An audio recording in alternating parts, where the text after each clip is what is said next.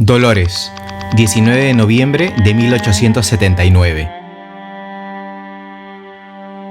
Amanece en la localidad de Dolores. La niebla se esfuma lentamente y aparecen frente a frente los ejércitos enemigos desplegados para el combate, formados apenas fuera del rango del fuego de la artillería. Para la inminente batalla, el grueso del ejército chileno, al mando del coronel Emilio Sotomayor, había tomado posiciones en los altos del Cerro San Francisco, aprovechando la excelente posición defensiva para potenciar el impacto de su artillería y compensar así la inferioridad numérica de sus tropas. El centro de la formación chilena, al mando del coronel José Domingo Amunátegui, estaba compuesto de 2.000 soldados y apoyado por las baterías de artillería al mando del mayor Salvo y del capitán Montoya, cuya misión sería la de contener en primera línea el ataque aliado. Por la derecha chilena, emplazados en el sector norte del cerro, el coronel Martiniano Urriola mantenía a sus órdenes otra fuerza de 2.000 hombres, apoyados también por las baterías al mando de los capitanes Wood y Villarreal.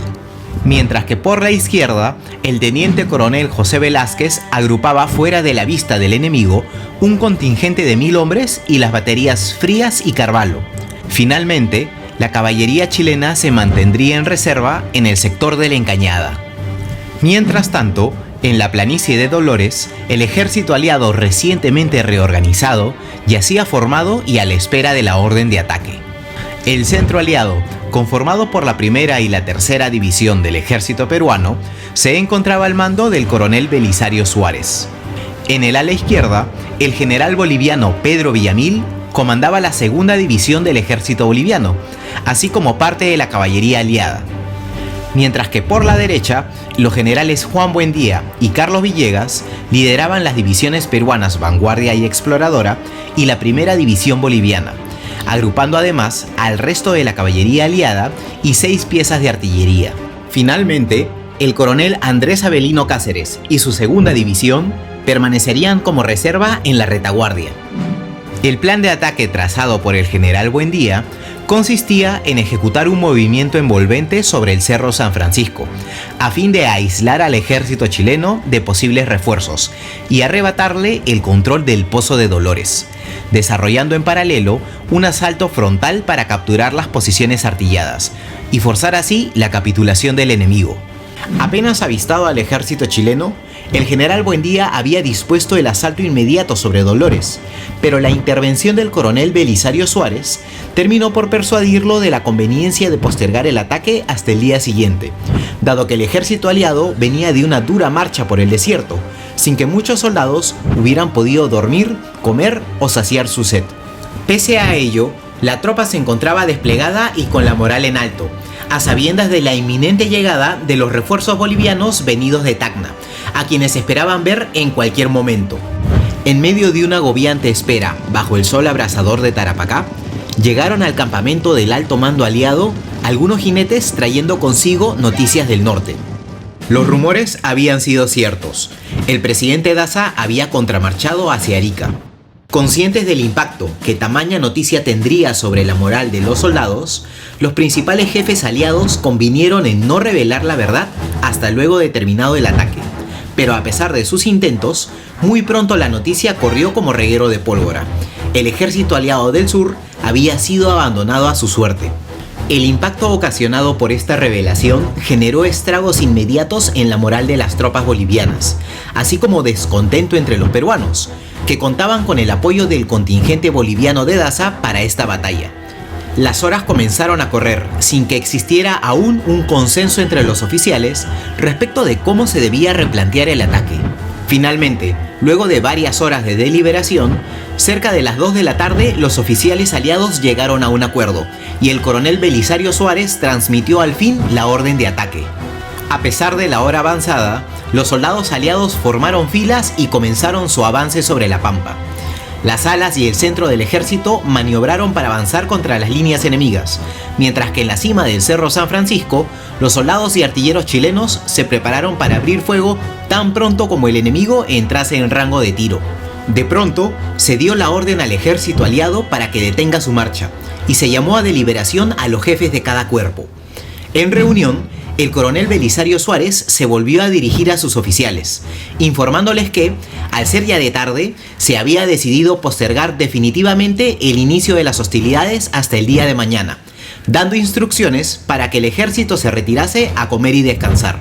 Siendo ya las 3 de la tarde, los soldados comenzaron a retirarse, cuando de repente el sonido de un disparo de fusil causó alarma y desconcierto entre las filas aliadas, que intentaron identificar la dirección de la que provino el proyectil, mientras que desde lo alto del Cerro San Francisco, los artilleros chilenos, entendiendo el disparo como el inicio del combate, recibieron la orden de romper fuegos sobre el ala derecha aliada.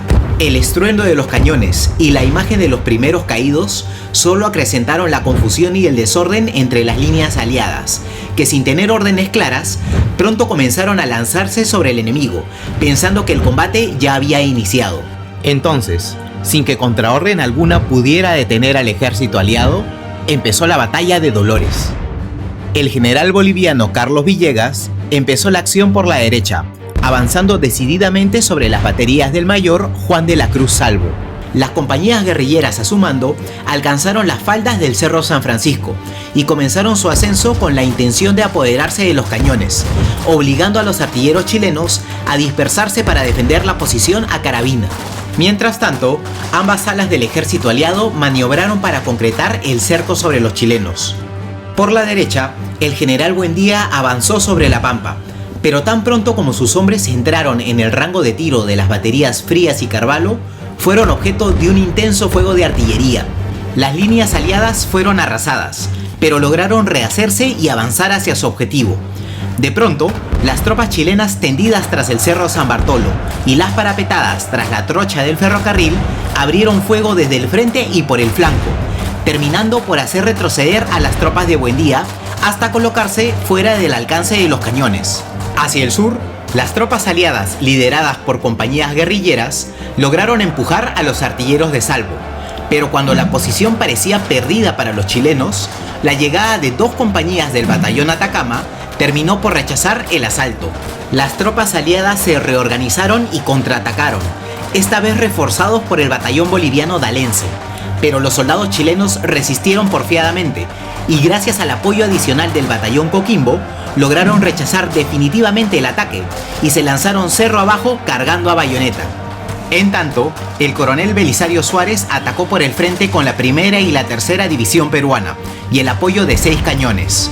El coronel Amunátegui recibió a Suárez con los fuegos de la batería Montoya y del regimiento Cuarto de Línea, deteniendo el avance aliado, cuyas tropas buscaron protección entre las zanjas de los Calichales, desde donde continuaron disparando, pero sin lograr mayor avance.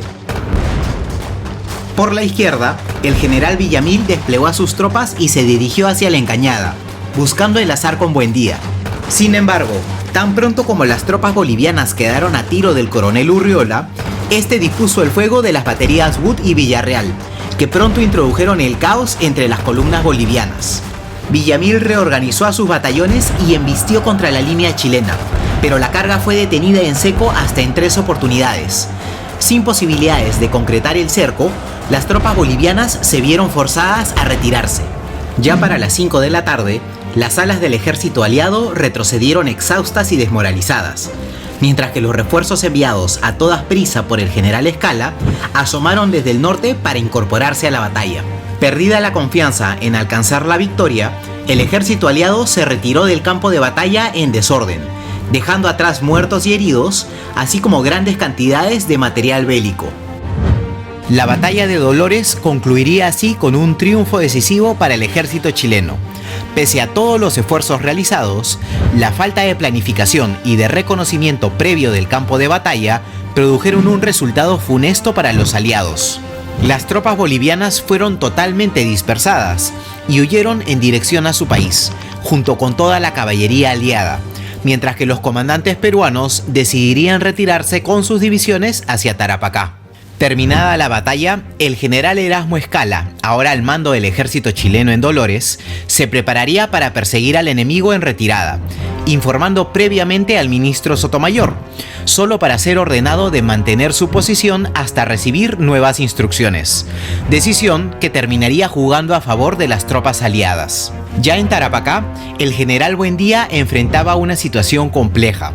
Aislados y sin capacidad de reabastecimiento por tierra o mar, la única opción viable para el ejército peruano era la de abandonar el departamento.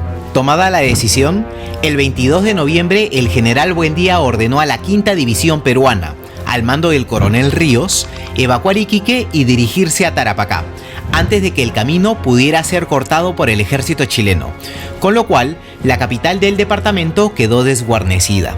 En paralelo, Buendía despachó mensajeros en todas direcciones, buscando reunir a fugitivos y dispersos, esfuerzo con el que lograría reagrupar a una cantidad significativa de soldados, los que, sumados a la división Ríos, incrementarían el remanente aliado a una fuerza aproximada de 5.000 hombres, la cual sería distribuida entre los poblados de Tarapacá y Pachica, en preparación para su retirada.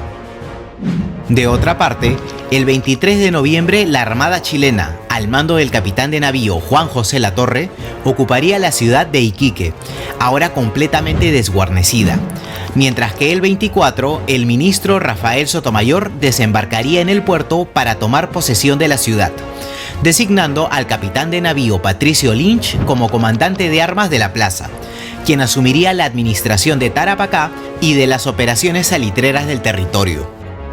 Asegurada Iquique y confiados en la completa desorganización del ejército aliado, el teniente coronel José Francisco Vergara recibió la autorización del general Escala para avanzar sobre Tarapacá con un pequeño grupo de soldados, con el fin de reconocer el camino y el número de enemigos ahí presentes.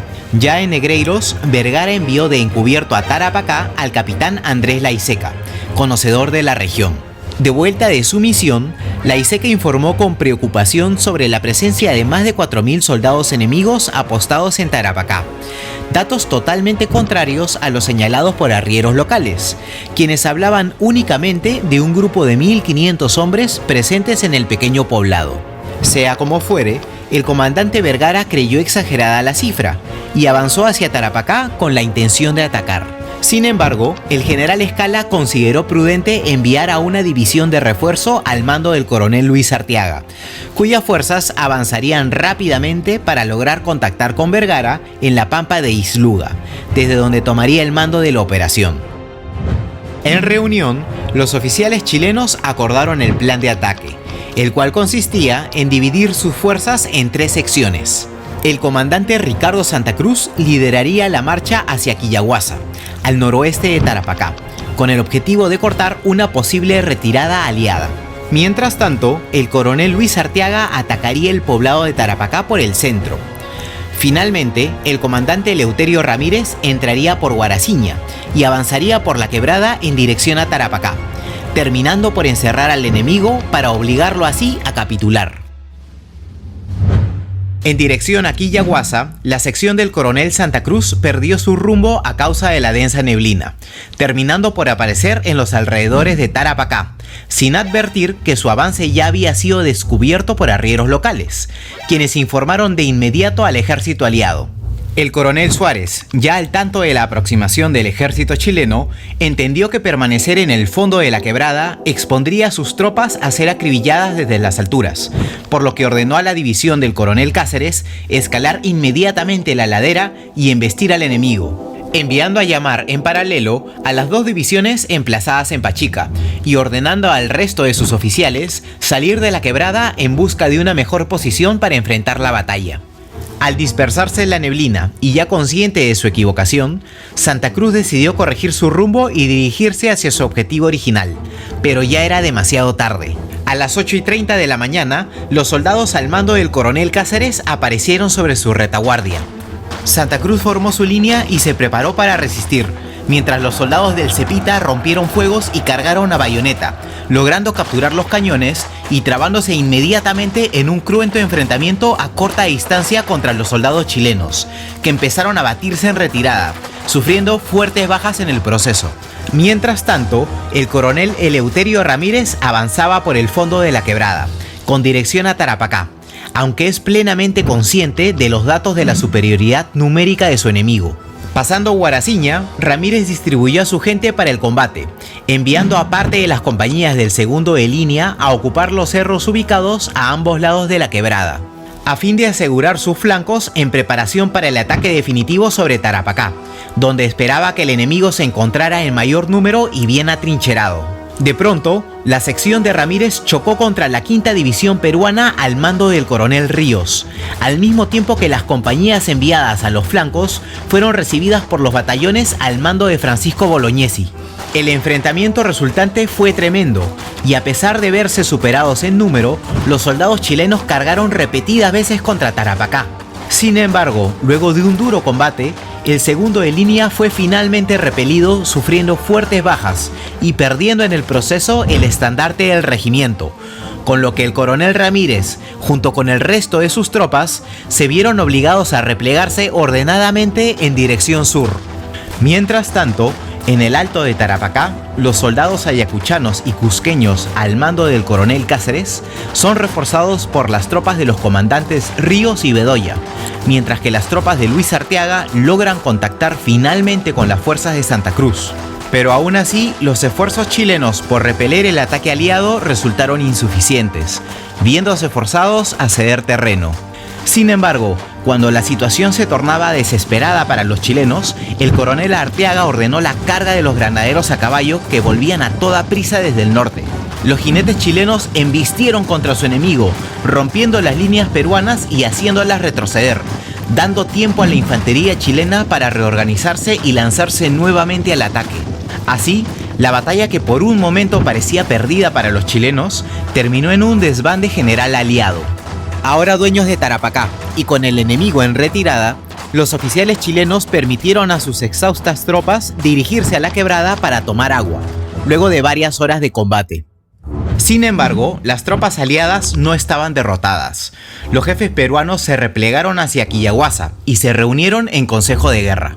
Después de una corta deliberación, se resolvió realizar un último ataque, con todos los efectivos disponibles, incluidos los refuerzos recién llegados de Pachica. Para esta última fase del combate, las divisiones a cargo de Dávila, Cáceres, Bedoya y Ríos atacarían desde La Pampa al grueso del ejército chileno replegado en Guaraciña, mientras que parte de las fuerzas de Herrera y Bolognesi lo haría desde los cerros ubicados al suroeste. Finalmente, una tercera sección al mando del coronel Víctor Fajardo avanzaría por el fondo de la quebrada. Dadas las órdenes, las tropas aliadas se lanzaron para concretar el ataque definitivo sobre las fuerzas enemigas. Entonces, cerca de las 4 de la tarde, mientras los soldados chilenos descansaban luego de comer y saciar su sed, las tropas peruanas abrieron fuego sobre el enemigo, arrasando las líneas de infantería chilena en La Pampa y La Quebrada. Consciente de la trampa en la que había caído, el coronel Arteaga ordenó a sus tropas dirigirse hacia La Pampa, enviando instrucciones al coronel Ramírez para que ascendiera por la cuesta y escapara del fondo de la quebrada. El segundo de línea comenzó a batirse en retirada, pero la intensidad del ataque peruano era tal que resultaba imposible reorganizarse, mientras que las tropas chilenas en La Pampa recibieron la orden de retirada general, comenzando a alejarse en dirección a Negreiros. En su camino, Eleuterio Ramírez resultó herido hasta en 2 oportunidades, pero fue protegido por sus hombres y llevado a un pequeño rancho, donde los soldados chilenos se prepararon para resistir hasta el final. Los hombres del segundo de línea lucharon bravamente, pero fueron rodeados por el 2 de mayo y algunas compañías del Cepita y del Iquique. Los peruanos intimaron a la rendición a su enemigo, pero las tropas chilenas ya habían tomado una decisión. Ante la porfiada resistencia chilena, muchos soldados peruanos resolverían no tomar prisioneros, prendiendo fuego a las casas y ultimando a los heridos, incluyendo al propio coronel Ramírez, quien caería defendiendo su posición hasta el final. Ya para el final de la tarde, las tropas del coronel Arteaga se batían en retirada en todos los frentes, siempre acechados por los soldados peruanos, aunque el general Buendía optaría por no continuar con la persecución de su enemigo, debido a la falta de municiones.